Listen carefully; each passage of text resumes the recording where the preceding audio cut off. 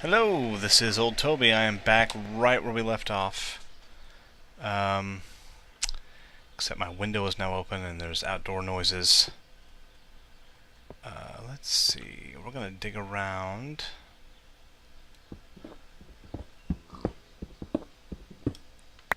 And we're going to drop down into this business.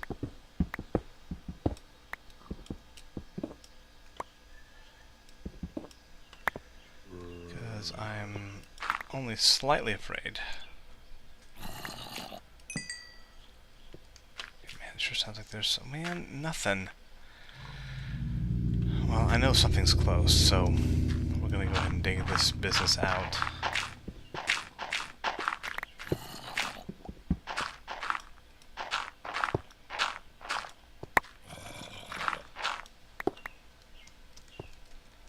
Let's drop this. Oops. Drop.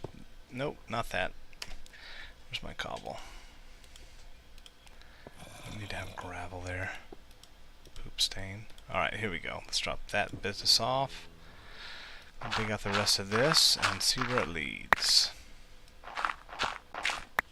Because I have a feeling it leads to adventure.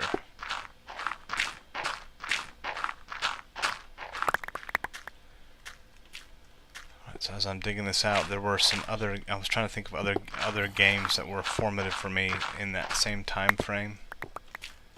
Because the last one I talked about was Metroid, really, and well, Bard's Tale and those kind of stuff. But I love the open search.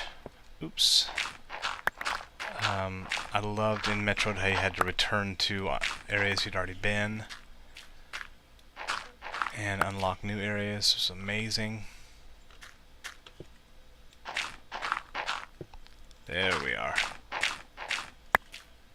I thought so.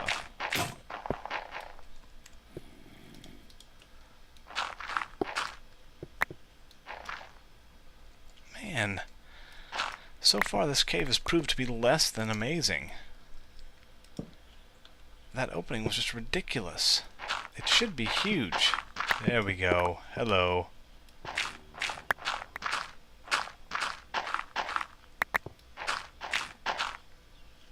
That's what I'm talking about. I'm going to go and clean this out because I'm retentive that way.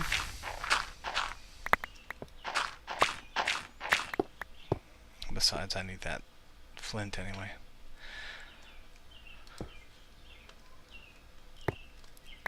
But it really wasn't until I had graduated high school and the first console I bought myself was a PlayStation 1. Just because at the time I was working at a bookstore. Was really enjoying myself, and oh, hello, friend. And I did realize I have more arrows than I thought. I thought I only had one. I have, well, probably 5 now. So I broke down, bought a PlayStation 1. The first game I purchased was Tomb Raider, and I can't tell you how much fun we had. I had 2 buddies of mine, Jason and Russ, used to come over. Jason was really good at it. He would play, and I would just friggin' watch because I loved the open feeling of exploration as well as just puzzle solving. So I absolutely devoured most of the Tomb Raider series. I mean, there's some not so good ones in there, Angel of Darkness for one, but there are some others that are just amazing, where they realized what they had, they knew what it was that was so good about the game, and they just kept doing that. Tomb Raider 2, Tomb Raider 3, and then even more recent with some of the Legend and even Underworld I really enjoyed. Though the PlayStation 2 version that I had at the time was complete crap, because they didn't have half the cool stuff. They just removed it. But now that I've got, I am a PlayStation person. I don't have an Xbox. I think I probably would get one, but I just haven't. I love my PlayStation. And, so... He's down here somewhere. He's gonna blow up in my face. So I'm trying to think now. At that point, I had a PlayStation, and it was Tomb Raider. But when I want to say this was within the last 2 or 3 years, I had a PlayStation 2. I hadn't played with it or done much with it. You know, I had gotten married and had a kid, and actually had 2 by then, and decided to try some of the games that were considered the best, and kind of tried to pick the ones that matched my playstyle and the stuff I liked. And so it was, I want to say, almost 2 years ago. Oh, frick yes, An Abandoned Mine. That's what I'm looking for. It just got real, kids. And so I purchased on, what site is that? Glide, I think. I think I'm maybe one of the 2 people who've ever used Glide. I purchased a copy of Shadow of the Colossus. Now, I first heard about Shadow of the Colossus by watching TRS, The Totally Rad Show, and Dan, what's his name, Trachtenberg, was talking about Shadow of the Colossus as this amazing experience. I was just kind of listened and became a sheep and decided to go ahead and purchase it. I did, and I have to tell you, playing that game through was one of the most amazing experiences, video game experiences I have ever had in my life. It was absolutely incredible. I think, and it was odd because it was a kind of a distillation of everything I enjoy about storytelling. And it was really playing that game that made me kind of realize what I enjoy so much about specific movies, specific stories. And it's more, sometimes less about story and more about environment. And that game, Shadow of the Colossus, is all environment. I mean, luckily it has a great story too, and it's got a twist, and it's amazing, and it's one of those things where they're not afraid to they're not afraid to let things not happen. I don't know if that makes sense. In my head right now it does, but oh man, that was absolutely amazing. I was able to kind of play through it, and some of my kids were around, and they watched me play. They got so into it. So absolutely amazing. So after having that good of an experience with Shadow of the Colossus, I was super excited to play Ico, the first game that was made by the same creators. And I think last year sometime an HD version of both Ico and Shadow of the Colossus came out. I bought them, and man, Ico was just as amazing. So there's a couple of the big ones for me, and those just happened recently. I don't really, the games that I love aren't really the ones that are hugely popular. I've never really played Halo. I've watched through some stuff with like Heavy Rain and things like that, but I'm not really interested in those. There's an aspect of gameplay that happens within things like Shadow of the Colossus and Ico that reel me in like no other experiences. I feel like I'm just gushing now, and I feel a little bit lost as well. I'm just kind of lighting this up a little bit.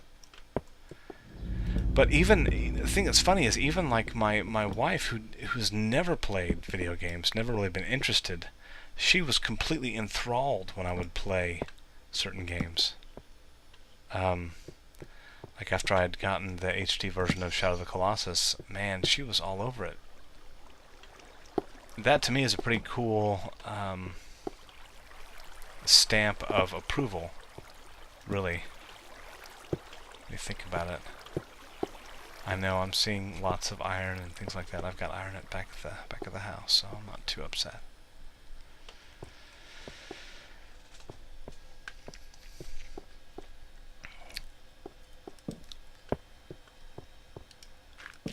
Let's see, Fallout 2 was another one that was huge. My brother and I, we kind of went crazy with that game. I didn't have a computer that was good enough to run it at the time.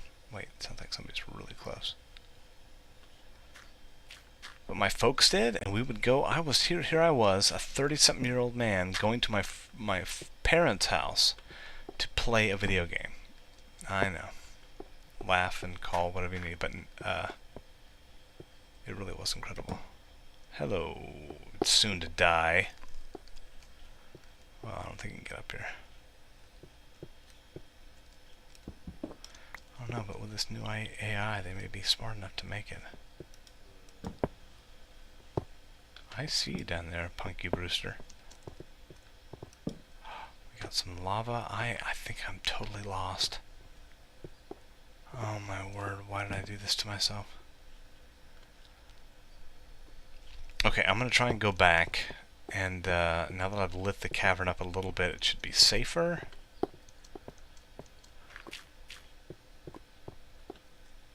Yeah. Okay, let's go this way. And then I will kind of regroup a little bit and come back when I have a better idea. Well, at least when I feel better about this business. Oh, I think it's this way. Yeah, there's the mushroom. At least with having it lit up. Oh, seriously, mother puss bucket. Alright, at least with having it lit up a little bit, it should be a little more safe. Let's go this way. Oh, crapola. There's the abandoned mine. I love you. I will be back.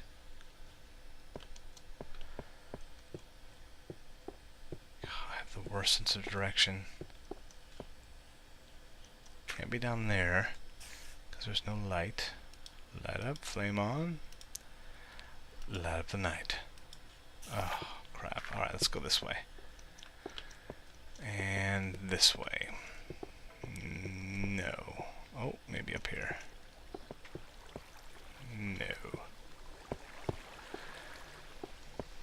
So those are the games I love the most. It's the ones that sometimes go with atmosphere over anything else. Because honestly, jump, go up. If I can feel in some way, really? Why am I so lost? Right now there are people screaming at their screens, go that way, go that way. I know. I'm sorry. I'm telling you, as soon as you start recording, your sense of direction goes out the window. I'm going to go ahead and follow this and see where it leads me.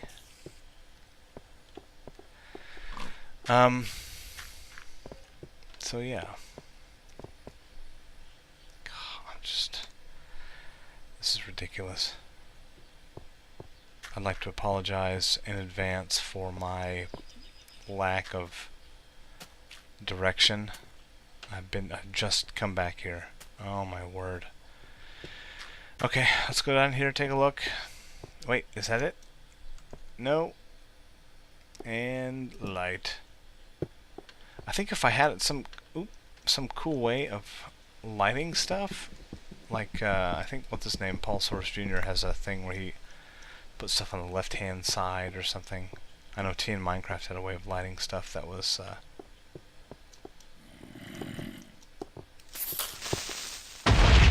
okay, that's fine. Well, we're at 14 something. I am in the middle of a heated battle with a Zomble, and we're going to keep it here.